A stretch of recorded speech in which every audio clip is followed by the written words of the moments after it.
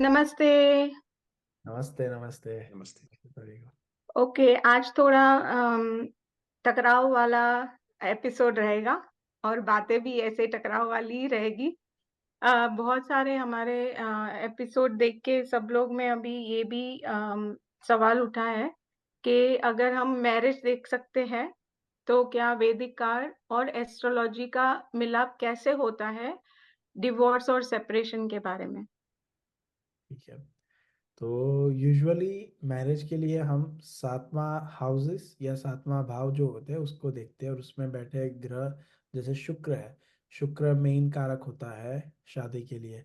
इसी तरह जब सातवें भाव में कुछ प्रॉब्लम्स होगा, ठीक है, तो ज्योतिष का एक रूल है कि कोई भी घर से 12वां हाउस जो भी होता है उस घर का वैल्यू डाउन कर देता है या फिर उसमें प्रॉब्लम करता है। तो जब हम डिवोर्स की बात करते हैं तो कहीं ना कहीं सिक्स्थ हाउस भी इम्पोर्टेंट रोल प्ले करता है। हमें दूसरा ये भी देखना है कि सेवन्थ हाउस के लॉर्ड या सेवन्थ हाउस में बैठा स्वामी जो भी ग्रह है उसका कहीं ना कहीं सिक्स्थ हाउस से कनेक्शन हो रहा है या नहीं हो रहा है। और फिर हम बाकी के प्लैनेट भी देखते हैं जो विकास जी बताएंगे। Vikas ji please share your insight. Sure, thank you. Sir, इसमें मैंने क्या देखा है, मैरिज के लिए एस्ट्रोलॉजी प्राशरी में हमारी कुंडली के अलावा एक D9 चार्ट भी होता है जिसे स्पाउस भी कहते हैं। उसका भी काफी बड़ा रोल इसके अंदर देखा गया है रिलेशनशिप के अंदर। तो मैंने अभी तक क्या देखा है, जितने चार्ट एनालिसिस किए हैं, कि अगर कुंडली के लगन में या कुंडली के सेवंथ हाउस में जुपिटर का रोल, या जुपिटर खुद बैठा हुआ है, और सेम ऐसे ही D9 में अगर उसके लगन में और उसके सेवंथ में जुपिटर है, चाहे वो 9 नंबर का लॉर्ड से 12 नंबर के लॉर्ड से जुपिटर खुद बैठा हुआ है, तो यहाँ पे अक्सर सेपरेशन देखी गई है। और ज्यादा जो बड़ा रोल देखा गया है जुपिटर का, अगर वो मैलिफिक या डिएबिलिटेड होके बैठा हुआ है, तो उसमें तो ऑलमोस्ट हर केस में डिवोर्स देखने को मिला है। अगर दोनों हस्बैंड वाइफ में से किसी एक में भी है तो वो भी रीजन बना है डिवोर्स का। तो अच्छा जुपिटर जहाँ पे एक बार फैमिली को बढ़ावा देता है, अच्छा है बेनिफिक में, पर अगर यही जुपिटर मैलिफिक होके सेवंथ को देख रहा है या सेवंथ में बैठा हुआ है, तो उसने सर काफी चार्ट्स में वो सेपरेशन भी दे रहा है। सर। अब तो या फिर यहाँ पे वही बात है कि शुक्राचार्य और गुरु की अपनी जो पुरानी कथाएं चली आ रही हैं उसका कुछ है, पर ये बहुत देखा गया है। सर तो अभी जो गुरु का टॉरस में ट्रांजिट हुआ है, तो सर क्या लगता है कि अभी डिवोर्स के रेट बढ़ेंगे? क्योंकि जुपिटर का जो टॉरस में ट्रांजिट अभी हुआ है मई 1 को, तो क्या लगता है कि बहुत सारे लोगों को डिवोर्स से जुड़ी प्रॉब्लम भी आएगी? क्या लगता है सर? सर, डिवोर्स अगर नहीं भी बोले तो हम फैमिली में इशू, आर्ग्यूमेंटेटिव स्टफ होना और थोड़ी देर के लिए सेपरेशन भी होना, ये भी हो सकता है सर। मैं कुछ लोगों को जानता हूँ, कुछ इमिग्रेशन का इशू हुआ, ऐसा भी पिछले 2.5 साल की बात है। यूएस में रह रहे थे और हस्बैंड को बैन लग गया, वो यूके चला गया, वाइफ यूएस में है, हस्बैंड वहां पे, भले ही डिवोर्स नहीं है पर सेपरेशन तो है ही है। तो ऐसी चीजें भी देखने को मिली है। लेकिन अक्सर जो हमने सुना है कि जुपिटर तो बेनिफिक प्लैनेट है, अक्सर हमें हैगा, वो। पर जुपिटर अगर मैलिफिक हो सर, उसके बारे में भी लिखा हुआ है सर, नेगेटिव इफेक्ट्स में उसके। सर तो मैं तो एक हम लोग ये बोल रहे या हम लोग ये बोल रहे हैं कि मतलब फॉर द ऑडियंस, राइट, कि अगर आपकी लग्न कुंडली में, नॉट द राशि chart, right, not the moon राशि चार्ट, राइट, चंद्र कुंडली नहीं, लग्न कुंडली में अगर आपके सातवें घर का स्वामी या तो सातवें घर में अगर जुपिटर बैठा है, मतलब बृहस्पति बैठा है, या तो आपके लग्न कुंडली में पहले घर में अगर बृहस्पति बैठा है, या तो आपके नवमांश कुंडली में पहले या नौ में, राइट, फर्स्ट सातवें एंड में और पहले और सेवन सातवें में सेवन पहले और फिर सातवें में जुपिटर बैठा अगर है। जुपिटर हाँ बैठा है, और अगर जे जी, मेलेफिक है, कि मेलेफिक होना जरूरी नहीं है। मैलिफिक होना जरूरी नहीं है। मैलिफिक है या नहीं है, उस हिसाब से उस टाइम पे उसने सेपरेशन देनी है। वो पक्का डिवोर्स में भी बदल सकती है, या वो सेपरेशन थोड़े टाइम बाद कॉम्प्रोमाइज होके फिर वो वापस भी हो सकती है।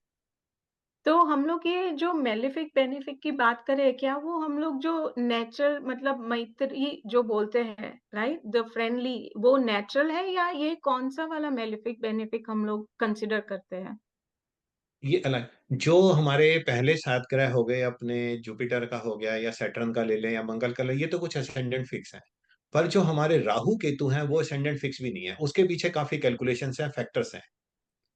एक जी। असेंडेंट के लिए, अगर मैं कैंसर असेंडेंट की बात करें, अगर पहले 7 बेनिफिक मेलेफिक्स आएंगे, तो राहु केतु सेम असेंडेंट के लिए अलग अलग दिनों में अलग अलग टाइम पे फंक्शनैलिटी अपनी चेंज कर रहे हैं।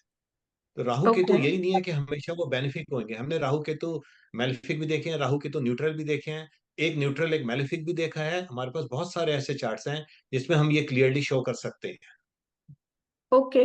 तो वो जो मतलब हम लोग जो मेलेफिक बेनिफिक का कैलकुलेशन है वो डिटेल कैलकुलेशन है मेरे ख्याल से, जो 12-15 कुछ यस, अलग अलग फैक्टर्स। सवालों के जवाब से, फैक्टर से हम लोग ये यस, डिटरमिन करते हैं ये पॉइंट वो कैलकुलेशन करते नेचुरल। हैं। हाँ, क्योंकि सारे ज्यादा करके लोग गुरु को अच्छा प्लेनेट मानते हैं, बृहस्पति को। वो राइट, नेचुरल राइट। बेनिफिक है, लेकिन यस, हर चार्ट में जो कैलकुलेशन नेचुरल मेलेफिक बेनिफिक है वो अलग फैक्टर से काउंट करके यस, अराउंड यस, 15-16 कुछ पॉइंट्स है, जिससे वो यस, वो सारा कंसिडरेशन लेके और फिर हम यस, लोग उसको एक हर एक प्लैनेट को मेलेफिक या बेनिफिक देखते हैं। फिर ये देखिए। जब उसकी दशा आती है तभी उसका रोल एक्टिवेट होता है कि कैसे होता है यस, ये रोल? यस, दशा में, ट्रांजिट में, भुक्ति में काफी स्ट्रांग रहता है वो। तो जब भी ऐसा कुछ होगा वो फिर अपने रिजल्ट देगा। अच्छा। और राहु ज्यादा करके हमें सुनने में आता है कि मार्स जो है, मंगल, मंगल हाँ जी। जैसे मांगलिक दोष होता है वगैरह, हम लोग बात करते हैं तो मंगल को ज्यादा करके कारक और राहु को कारक माना गया है ट्रेडिशनली। तो उसमें कैसे चलता है फिर? मंगल में मैंने लड़ाई झगड़ा देखा है। मंगल एक फैक्टर हो सकता है एडिशनल उसको करने के लिए। पर अगर आप ये बोलें कि खाली मंगल, अब हमने वो भी चार्ट देखे हैं जिसके 4th हाउस में मंगल है एंड वो मैलिफिक हो गया, तो घर में गुस्सा रहता है, पर वहां पे सेपरेशन नहीं होती। अगर फादर के पास मंगल मैलिफिक है तो बच्चे को बड़ा कंट्रोल में रखेगा, थोड़ा गुस्से का माहौल रहेगा वहां पे। बट ये नहीं कि उनकी सेपरेशन हो जाएगी हस्बैंड वाइफ की। तो वो चीज नहीं देखी गई है। तो और ये भी देखा गया है कि अगर आपके 7वें घर में या लॉर्ड मतलब 7वें घर के स्वामी के साथ, राशि स्वामी जो होता है उसके साथ अगर राहु का कनेक्शन होता है तो भी सेपरेशन या तो डिवोर्स, ज्यादा करके डिवोर्स ऐसे लाइक फाइंड आउट किया हुआ है, लेकिन उसमें हो सकता है कि जुपिटर भी रोल प्ले कर रहा हो। 100% मेन तो जुपिटर ही रोल प्ले कर रहा होगा, राहु एडिशनल फैक्टर में हो। जैसे अभी हमारे पास एक चार्ट है, वहां पे केतु है 7th हाउस में D9 के अंदर। सर मैं चार्ट शेयर लगा किया हुआ दूं? है, अगर सर शेयर कर लें स्क्रीन पे। जी एंड बिल्कुल। उनके 7th में जो है जुपिटर है रेट्रो होके। जी सर, ये ये देखिए। वाला जो चार्ट है, तो ओके। ये सेलिब्रिटी है, पुराने टाइम की हैं, इनका विकिपीडिया पे सारी इंफॉर्मेशन भी है, आप वहां से भी देख सकते हैं। तो शांता मंगल भी साथ आपके में बैठा घर? हुआ है, 1 नंबर का जो लॉर्ड है, 7th का लॉर्ड भी अगर आप देखेंगे मंगल है।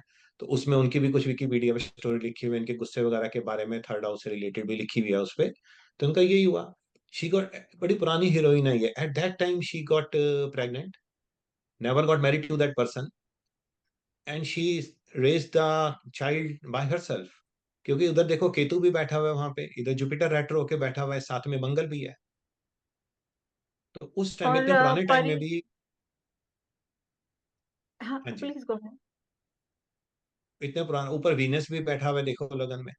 तो लगन में भी एंड है। She was a very good actress at that time. 1916 का बर्थ है इनका। उस टाइम पे अगर आपका चाइल्ड हो रहा है, मतलब बिना मैरिज के, तो सोचो कितनी बड़ी बात होगी। पर नंबर्स ने तो अपना हाँ। काम करना ही है, बिल्कुल। प्लैनेट्स तो ने तो अपना मतलब इफेक्ट दिखाना ही है। हाँ, इसमें हम लोग देख रहे हैं कि 7वीं राशि मंगल की है जो मेष राशि है, और उसका स्वामी 3rd हाउस में, तीसरे तीसरे घर में बैठा है जो गुरु की राशि है, जी। ठीक है। सेजिटेरियस, धनु इसके राशि है। अलावा, तो उसमें थोड़े परिवर्तन नीचे योग उनके। भी हो रहा है, और ऊपर से राहु का भी 7th लॉर्ड से कनेक्शन हो रहा है, और छठा घर की राशि भी जुपिटर की है, जुपिटर आ रही है फिर।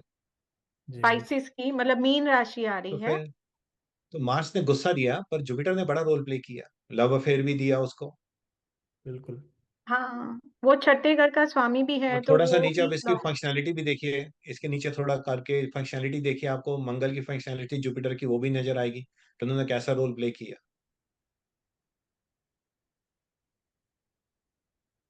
ये हाँ, ये नहीं, डोमिनेंट लेफ्ट साइड में, जुपिटर का लेफ्ट है। साइड में, लेफ्ट साइड में, लेफ्ट, ये फंक्शनैलिटी नीचे ये लिखी हुई है सारी।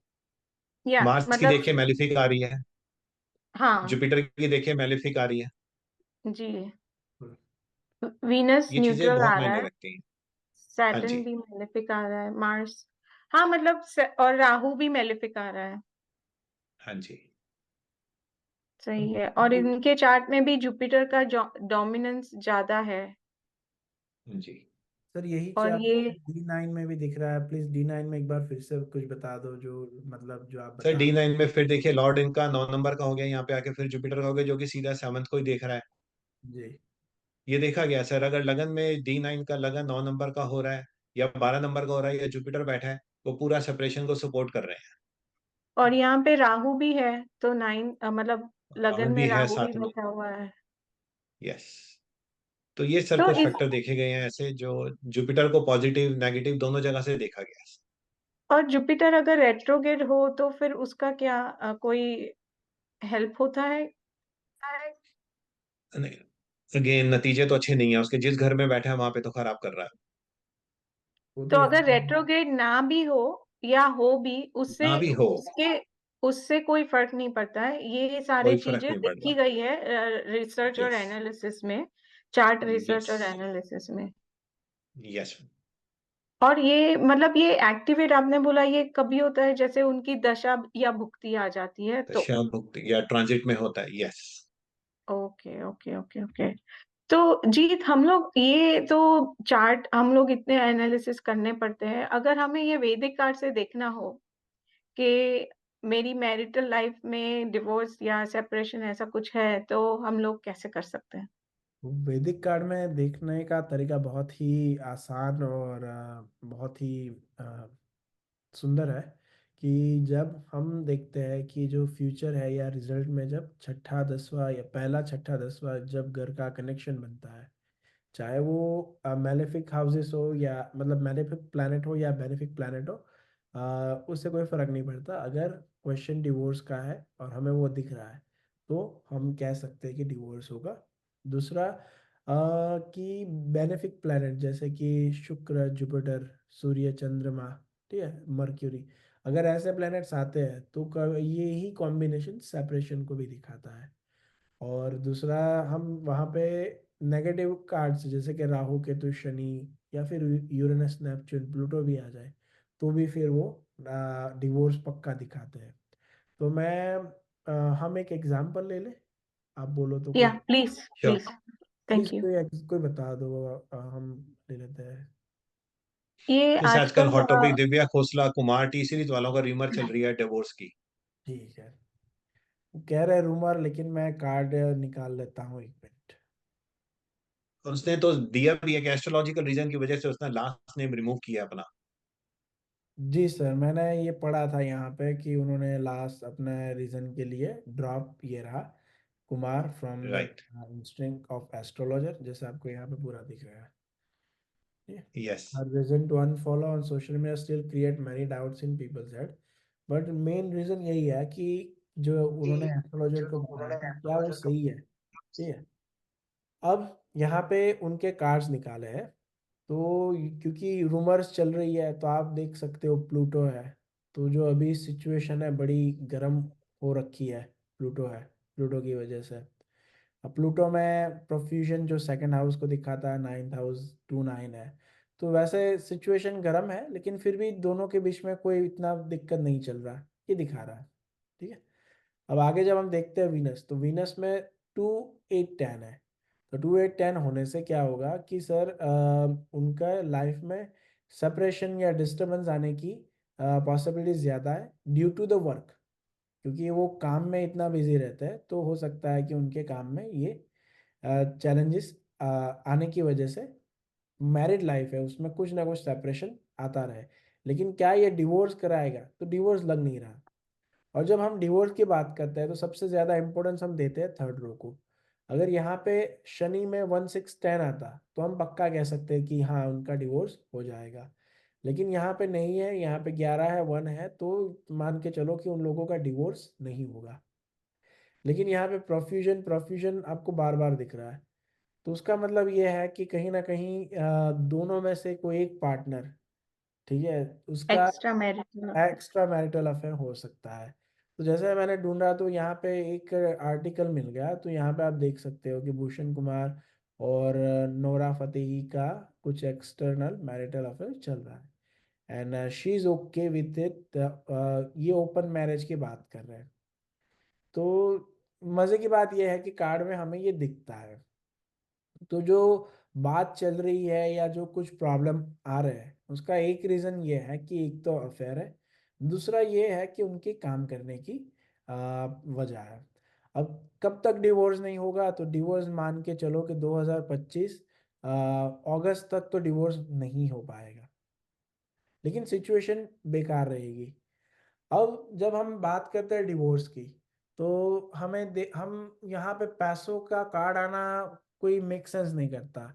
तो अगर आप देखोगे कि उन्होंने पिछले साल दिसंबर से जो राइज किया है टी सीरीज ने, बहुत ही अच्छा राइज किया है। और आगे भी वो जो इन्वेस्टमेंट करेंगे नया इस साल, लग रहा है कि अराउंड सब अक्टूबर के आसपास वो नया इन्वेस्टमेंट करेंगे, उसमें से भी वो बहुत अच्छे से राइज करेंगे। तो ड्यू टू द वर्क उनकी मैरिड लाइफ डिस्टर्ब रहेगी, लेकिन डिवोर्स नहीं हो पाएगा ऐसा लगता है। विकास जी, क्या आपको भी यही लगता है क्या? शायद मीट हो गए। आपको क्या लगता है कौशली जी? तो हम लोग सर इसमें से ये भी हाँ विकास जी। सर इसमें यही मैं बोलूंगा कि वैदिक कार्ड्स ठीक हैं, जो आपके जैसे आपने एक टाइम बोला कि दिसंबर 25 या नेक्स्ट ईयर 25 तक, राइट? जी पर क्योंकि कार्ड्स में ये होता है कि टाइम फ्रेम होता है। पर अगर यही अगर हमें इनकी पूरी कुंडली मिल जाए, या मैं इनकी कुंडली भी सर्च करके निकाल लूंगा, देख लेंगे वहां पे क्या बाकी प्लैनेट्स बोल रहे हैं, क्या कुछ बोल रहे हैं, तो उससे काफी बात क्लियर हो जाएगी ये बात। पर हाँ, दिसंबर 25 तक जैसे आपने बोला, कार्ड्स बड़े स्ट्रांग जवाब देते हैं, इसमें कोई दो राय नहीं है। सो या दिसंबर 25 तक या 20 ऐसा ही रहेगा, डिवोर्स नहीं होगा। डिवोर्स नहीं होगा, बिल्कुल सर। इसमें हम लोग ये भी बता सकते हैं, क्योंकि सेकंड रो जो है, मतलब हम लोग ने सवाल पूछा था, तो सेकंड रो दिव्या खोसला को भी दिखा सकता है, क्योंकि शी इज वेरी प्रिटी, तो विनस का कार्ड आया है compare to Bhushan Kumar probably जो प्लूटो का कार्ड दिखा रहे हैं। I mean that's it. और वैसे भी थर्ड रो में सैटर्न का कार्ड आया है, तो हर काम में डिले तो दिखाएंगे ही दिखाएंगे। अगर वो लोग अगर कोशिश भी कर रहे हैं तो डिले तो डेफिनेटली आएगी ही आएगी। और हम लोग इसमें से ये भी बता सकते हैं कि ये जो प्रॉब्लम चल रही है रफली कितने टाइम से चल रही होगी शायद, शायद हम ले क्योंकि लें हमारे जब पास से शादी हुई होगी तब से चल रही है। और लेकिन रफली 3 साल पीछे से तो हम मान के चलेंगे ये प्रॉब्लम चली रही है। ठीक है। Okay okay, that's good. तो लेकिन यहाँ पे हमें इतना इतना सारा डेटा नहीं समझना पड़ता है। 5th हाउस, 7th हाउस, जी 6th हाउस, 12th हाउस, भवात भवम, किसकी दृष्टि, किसका गोचर, किसका ट्रांजिट चल रहा है। बट यहाँ से हम लोग काफी हद तक इसका जवाब दे सकते हैं, लेकिन इसको अगर हम लोग वैलिडेट करना चाहते हैं या इसका दूसरी तरीके से देखना चाहते हैं, तो हम उनके जो लग्न कुंडली है और उनकी नवमांश है, उसको भी देख के और वहाँ की ग्रह स्थिति देख के भी हम लोग ये बता सकते हैं कि इसमें आगे क्या हो सकता है। और मैं सोच यस। रहा हूँ कि आगे के जो वीडियोस है उसमें रेमेडी करेंगे, क्योंकि कि अगर डिवोर्स हो रहा है या फिर किसी को री मैरिज करना है, तो फिर हम उसके रेमेडी के बारे में भी आगे डिस्कस करेंगे। और बहुत सारे लोग ये सवाल पूछते हैं कि ठीक है, अभी इससे पता चल गया कि हमारा डिवोर्स होने वाला है, या तो किसी ने शादी के पहले ही वो चार्ट दिखा दिया है और वो एस्ट्रोलॉजर ने बोल दिया भाई शादी मत करो, तुम्हारा डिवोर्स ही हो जाएगा। तो क्या हम लोग नेक्स्ट टाइम ये भी बात कर सकते हैं कि इस अगर हमें मालूम है कि हमारे चार्ट में, क्योंकि ज्योतिष का फायदा क्या है, वो बहुत लोग सवाल पूछते हैं कि जब जो होने वाला है वो होने वाला ही है, तो मैं ज्योतिष के पास क्यों जाऊं। बिल्कुल तो ये सिचुएशन के लिए क्या हम लोग नेक्स्ट वीक रेमेडी के साथ ये भी कर सकते हैं कि अगर जो आपको आपके चार्ट के बारे में मालूम है कि ये कंडीशंस आर अराइजिंग, तो आप अपनी मदद खुद कैसे कर सकते हो।